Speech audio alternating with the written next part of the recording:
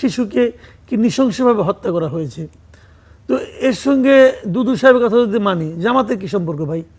আপনাকে দায়িত্ব দেওয়া হয়েছে, আপনি পারেন নাই, আপনার সরি হওয়া উচিত, আপনার লজ্জিত হওয়া উচিত।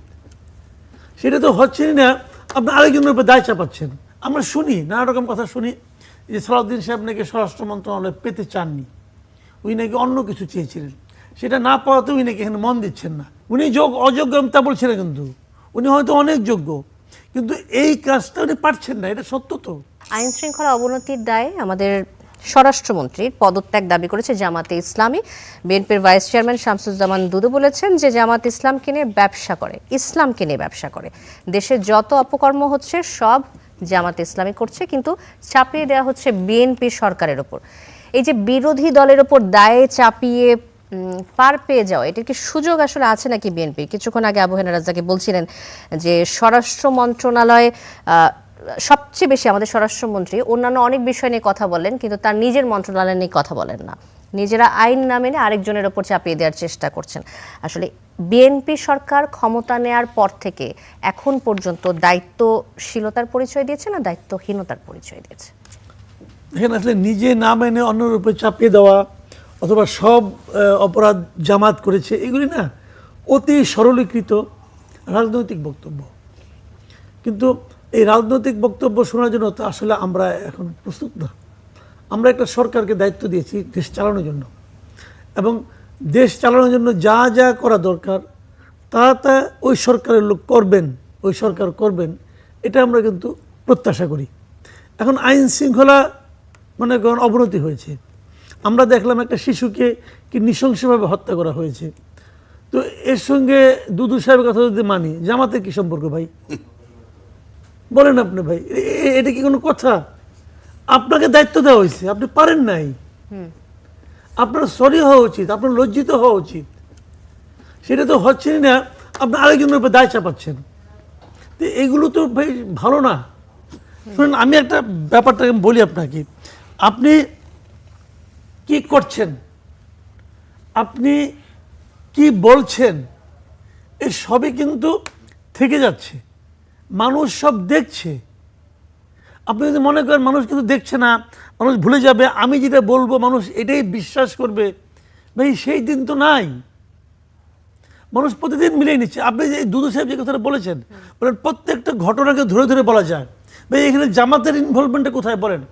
আর যদি এ ধরনের নৃশংস অপরাধের সঙ্গে জামাত জড়িত থাকে, তাহলে জামাতকে অ্যারেস্ট করেন না কেন?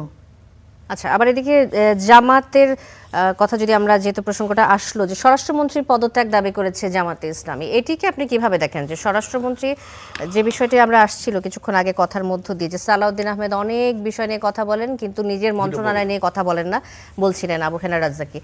এখন স্বরাষ্ট্রমন্ত্রীর পদত্যাগ দাবির মধ্য দিয়ে কি দেশের আইন শৃঙ্খলা রক্ষা করা সম্ভব? আসলেই কি সব নিয়ন্ত্রণে আনা সম্ভব? তাহলে মানুষ কার কাছে চাইবে? জামাত যেটা বলেছে হয়তো এর মধ্যে রাজনীতি আছে, হয়তো আছে, কিন্তু আমার কথাটা হলো কি, মানুষ কার পদত্যাগ চাবে, কার বিচার চাবে? আমি ধরেন, আমি একটা উদাহরণ দিয়ে বলি, আপনার বাড়িতে আপনি 2-3 জন গার্ড রাখছেন, তাদের কাজ হলো নাইটে আপনাদের গার্ড দিবে, নাইট গার্ড রাখছেন। রাতের বেলায় চুরি হয়েছে, রাতের বেলায় একটা বাড়িতে কিছু একটা চুরি হয়েছে, তো এই অফিসের এই বাসার যিনি বাজার সরকার, তাকে আপনি অ্যারেস্ট করবেন, তাকে গালি দিবেন? বলেন আপনি। আপনি যাকে নাইট গার্ড হিসেবে নিয়োগ করেছেন, সে তো বেতন নেয় আপনার কাছ থেকে, আপনি তাকে ধরবেন না? ভাই তুমি কি করলা, তোমাকে তো আমি এই দায়িত্ব দিয়েছি।